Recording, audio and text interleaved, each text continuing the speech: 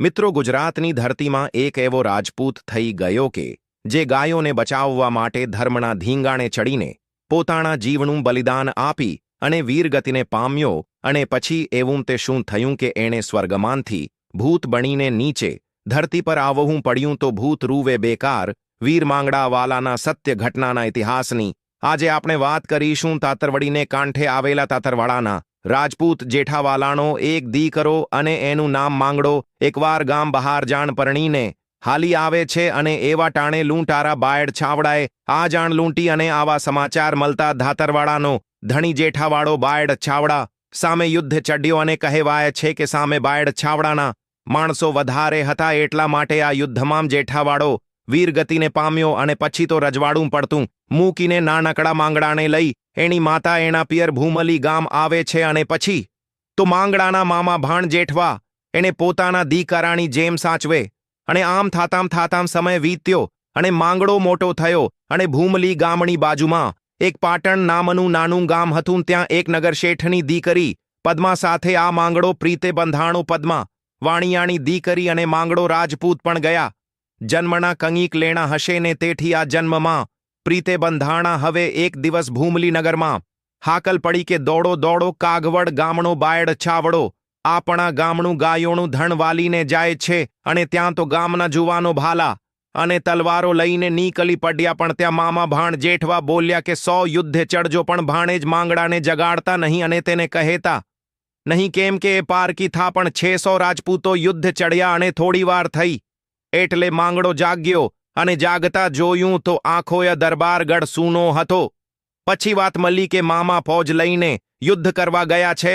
અરે રે, હું ગાયોની વારે નો ચડું એવી મારી ઊંઘ. અને પછી તો માંગડો ઘોડો લઈ હાથમાં હથિયાર લઈ અને નીકળી પડ્યો ગાયોની રક્ષા માટે. અને એના ગામથી પદ્માના ગામ થઈને નીકળ્યો, કેમ કે યુદ્ધ જતાં પહેલાં એકવાર પદ્માને જોઈ લઉં. અને ત્યાં તો ઝરૂખામાં બેઠેલી પદ્માએ પોતાના પ્રીતમ માંગડાને આવતો જોયો. પછી તો ચારેય આંખો એક થઈ અને પદ્મા બોલી કે આંગલા મેલી ઉપર ચોપાટ માંડી છે, પીતલિયા પાસા છે, માટે એકવાર તું ઉપર આવી અને દાવ નાખીને મારી ચોખટી મારતો. જાણે નાના પદ્માવતી રાજપૂતની એ રીત ન હોય. હું તો ગાયની વારે ચડ્યો છું, રસ્તે રમવા મારાથી રોકાવાય નહીં. પણ તું વાટ જોજે, હું હમણાં પાછો વરું છું. પછી એણે નિરાતે ચોપાટ રમીશું, તું ચોપાટ સકેલતી નહીં હો. હું આમ જાઉં ને આમ પાછો આવું. આમ કહીને ઘોડો દોડ મૂક્યો. 30 ગામનો પંથ કાપી નાખ્યો. અને હિરણ નદીને કાંઠે એક મોટા વડલાણી નીચે ભૂમલી ગામનું ગોધણ ઊભું છે. અને લૂંટારો બાર છાવડો અને ભાણ જેઠવાણી ફોજ ઢીંગાલું કરી રહી હતી. યુદ્ધ ચાલી રહ્યું છે. ત્યાં તો માંગડો આવતો દેખાણો એટલે લૂંટારુએ માંગડાને કહ્યું કે હે જુવાન, તું હજી પરગામણો કહેવાય, તારે હજુ લડવાની ઉંમર નથી થઈ. તું રોડ આવી જઈશ ને તો તારી વિધવામાં રોષે માટે પાછું વળી જા. ત્યાં તો લૂંટારાના હાકલથી માંગડો પાછોનો પડ્યો અને હાથમાં તલવાર લઈને અને શત્રુઓને ભેટવા દોડ્યો. ખૂબ લડ્યો, સુરવીરોને શોભેને એવી લડાઈ કરી અને ગોધણ પાછું વાલ્યું. પણ લૂંટારો બાયડ છાવડો દગાખોર નીકળ્યો અને એને માંગડાને પાછળથી કટારી મારી. અને માંગડો ત્યાં જ વીરગતિને પામ્યો. આ બાજુ પદ્માવતી ઝરૂખે બેસી અને માંગડાની રાહ જોવે છે. ત્યાં તો સામેથી ભાણ જેઠવાણી ફોજ હાલી આવે છે. પણ બધા એના મોડા પડી ગયા છે. 50 પાઘડીઓ વાળા દેખાય છે, પણ રૂડી આઠિયાલી પાઘડી વાળો માંગડો કેમ દેખાતો નથી? કદાચ જાણી જોઈને પાછળ રહ્યો હશે. મને મળવા માટે વચન દઈને પરબારો તો નહીં ચાલ્યો જાય. ને ત્યાં તો માંગડાનો ઘોડો એકલો ચાલ્યો આવે છે. એની પીઠ ઉપર માંગડો દેખાતો નથી. અને આ જોઈને પદ્માને ત્રાસકો પડ્યો કે જરૂર મારો પ્રીતમ રણમાં રહ્યો. અને ત્યાં તો અસવારોએ જરૂર સામે આવીને પદ્માને સંદેશો આપ્યો કે પદ્મા, તારો પ્રીતમ હિરણની હદમાં રહ્યો, જાજા દેજો જુહાર. એમ મરતા બોલ્યો માંગડો, હે પદ્માવતી, તારો પ્રીતમ હિરણ નદીને કાંઠે રહ્યો. અને મરતી વેલાએ કહ્યું કે પદ્માને મારા જાજા કરીને જુહાર દેજો.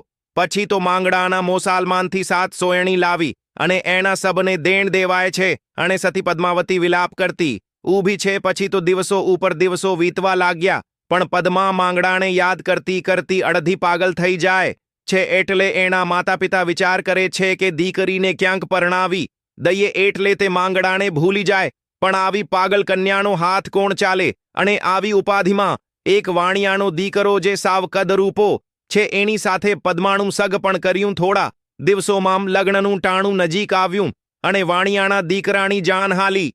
આવે છે માર્ગમાં કોઈ લૂંટારી નડે, એટલે સાથે વલાવ્યો લીધો અને વલાવ્યા તરીકે માંગડાવાલાના.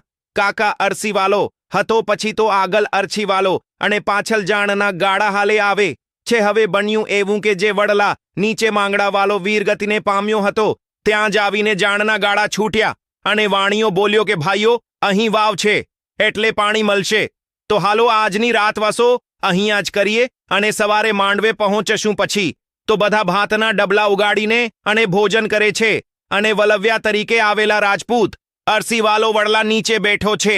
પણ ત્યાં તો એ વખતે ટપાક ટપાક કરતા વડના ઉપરથી ટીપા પડ્યા. અરે રે, આ શું? આકાશમાં ક્યાંય વાદળા નથી અને આ ટીપા ક્યાંથી પણ નાના, આ તો ટાઢા નહીં પણ ખબ્બો ખદખદી જાય ને એવા ઉના ઉના પાણીના છાંટા છે. પણ ના રેના, આ પાણી નથી, પણ આ તો કોઈ કણું ધકધકતું લોહી છે. અરસીવાલો ઉપર નજર કરે ત્યાં તો વલણી ડાલ ઉપર બેસીને એક જુવાન રુદન કરે છે અને એનું મોહ દેખીને અરસીવાલાને અનુકંપા છૂટી કે ભાઈ કોણ છે? માંગડો બોલ્યો કે હું ભૂત છું. જ્યારે સંસારના માનવીઓ રોવે ને ત્યારે એની આંખમાંથી પાણી પડે, પણ આ તો ભૂતના રુદન હૈયાના લોહી આંખોમાંથી ચરે છે.